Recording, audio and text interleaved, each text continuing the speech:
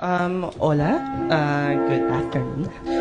Respectable IT comp. And what I like for fun is Okay.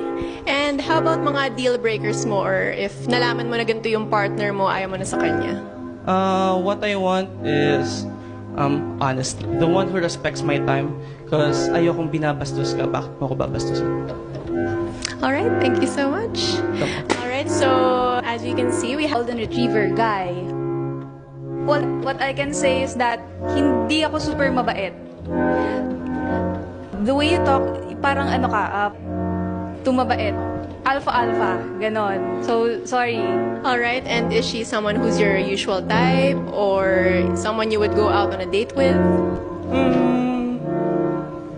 Sure.